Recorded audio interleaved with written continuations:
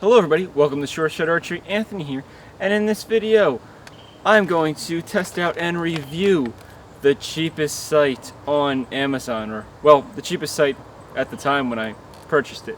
So we'll see how this goes. We'll see if you get what you pay for, or if this is actually a pretty good value for the price. Quick, cheap, affordable way of getting into archery possibly, or is it just a complete waste of money? Hopefully I'll be able to figure that out in this video and share that with you.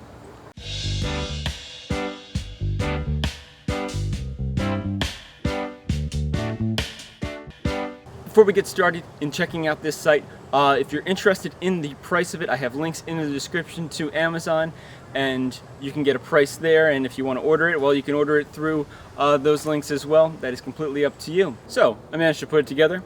Not too bad of a build. You just need to get yourself a Phillips head so that you could attach the sight bar to the elevation adjustment, and then of course you just had to slip on your windage adjustment and your sight pin to it. Other than that, it came with everything required besides that Phillips head. It does come with two Allen key bolts that you can bolt this to your bow, and they actually supply you with an Allen key, so pretty cool. Other than that, it actually feels pretty sturdy for being made out of plastic.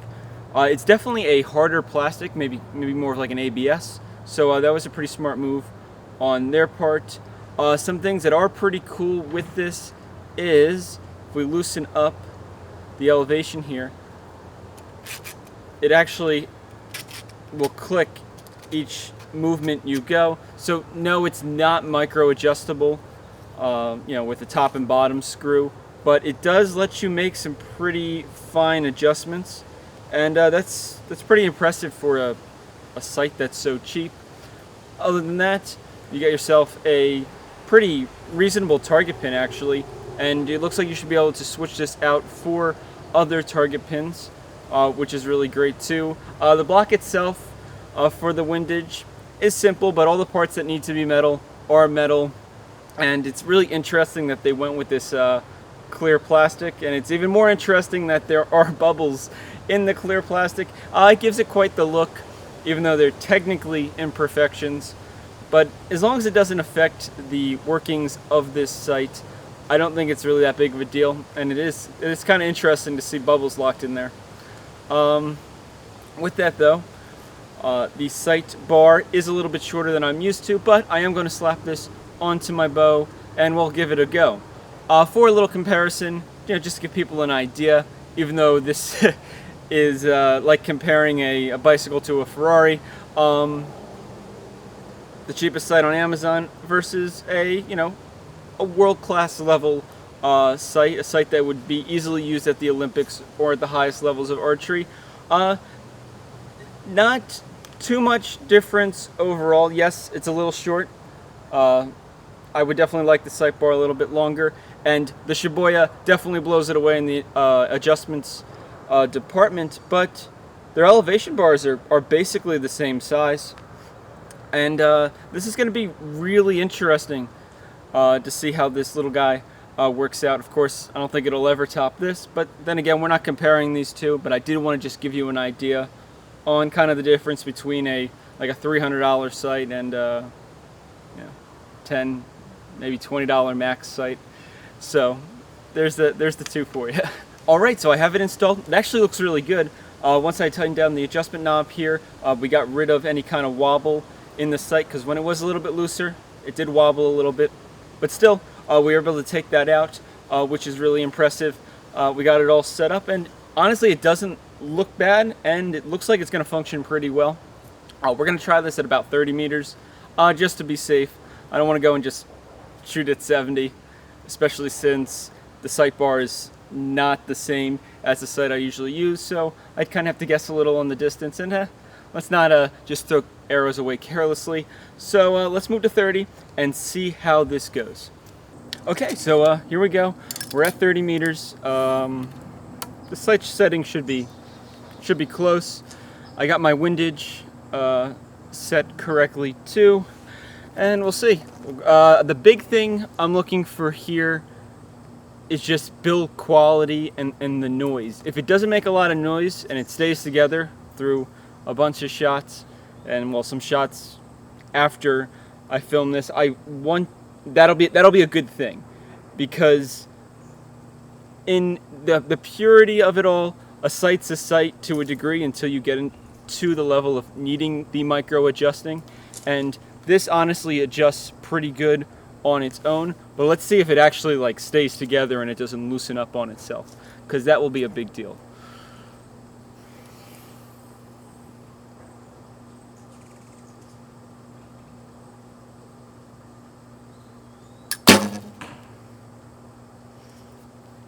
Wow, that was actually pretty quiet.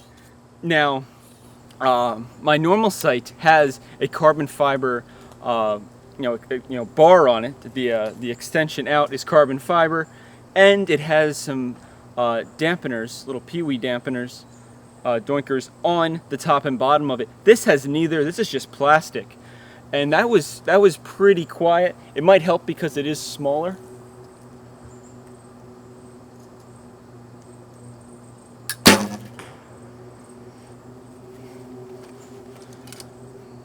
It's really not too bad. Let's see.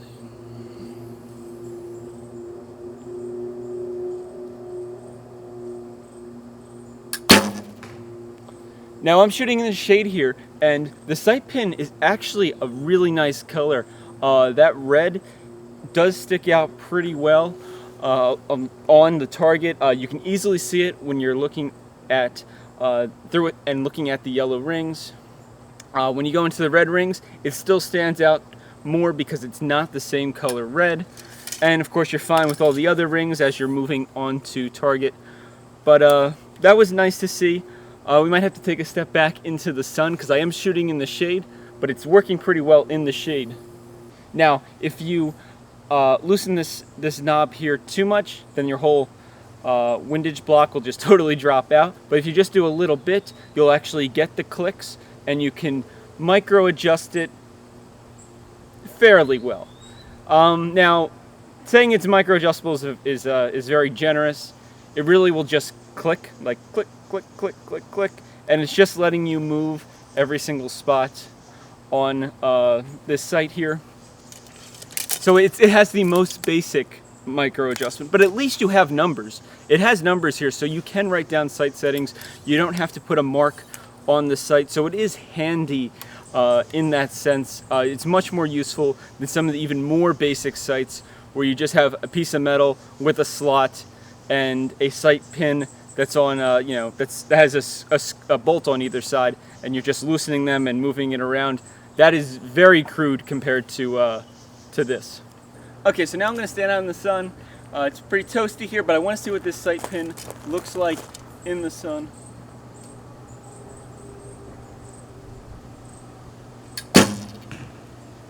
Lights up pretty good.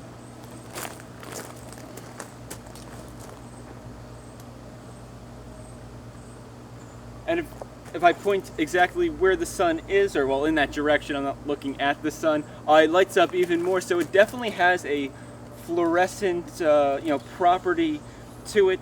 Then again, it is partially see-through, the plastic that they made this sight pin out of.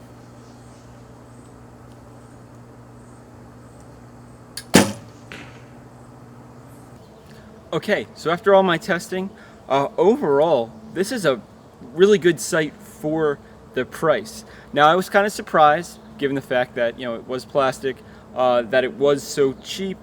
You seem to really get what you pay for the most part. In this instance, I do feel like it is a better value than what you're actually paying for, and I think it's a worthwhile investment if you want to get into like Olympic recurve or just shooting your bow with a sight. I think this is a nice affordable price for a sight to really get into it without spending a ton of money right off the bat, because you really don't need an Olympic level sight just to start shooting archery. And I think this is a pretty good sight to fit that entry level or just looking to experience archery price point. Overall, the build seems really solid. I shot a lot of arrows through it. It did not come loose. Even though it's made out of plastic, it seems to be strong enough that it really does maintain its shape, and you don't get a lot of vibration out of it. It's actually pretty quiet for being such a cheap sight. The way the screws and the bolts are laid out, since everything locks into each other, those also don't come loose and they stay nice and quiet again. The way the windage block attaches to the sight, it does let you kind of micro adjust it, and you can actually hear those clicks, and you can pretty precisely change the position of your sight and then tighten it down. Same thing with the windage. You can loosen the screw up front, and you can change the in and out position of your sight pin. Overall, the windage block is simple, but it's also exactly what you're looking for. You don't need it overly fancy, especially for the price this sight is. I think it's actually a really good value because they could have gone even cheaper with it, and I think that would have definitely taken away from the quality of this sight. Other than that, a very important part is the sight pin and how it looks and how you're aiming at the target. Sizing wise, it actually seems sized pretty close to a Shibuya sight pin or a lot of the other more standard sight pins on the market. It's pretty close to that size. Color wise, it looks great. It stands out on the target. I tried it in the shade and in the sun both times. It stood out nicely against the backdrop of my traditional target face. Your yellow, red, blue, black, and white rings stood out great on those, and I could easily adjust the pin in and out to correct my windage, or adjust it up and down to correct the height my arrows were landing on the target. So overall, really good sight, and I actually do really recommend this for somebody that's looking to get into archery, or just somebody that wants to build a really affordable setup for themselves to play around and enjoy the sport. I would definitely say go for this before going for some of the more higher end sights. Even if the sight's only $80 or so, this is a much better value than that, in my opinion. Until you really get into the $200 plus sights where you're getting actual micro adjustment that is quality, I wouldn't bother, honestly. So hopefully you enjoyed this video. I will have links to this site in the description down below. You can check them out on Amazon and get the price, and then you can see how they kind of compare to other sites on Amazon. Other than that, thank you so much for watching. I had a great time sharing this with you, and hopefully you enjoyed it. Let me know what you think in the comments section down below. I think it's a pretty good site. Obviously, you're not going to get A-list design and quality from a site that costs pennies to the dollar compared to significantly more for an Olympic grade site. So let me know what you think. Thank you so much for watching. Please like and subscribe, and as always, happy shooting.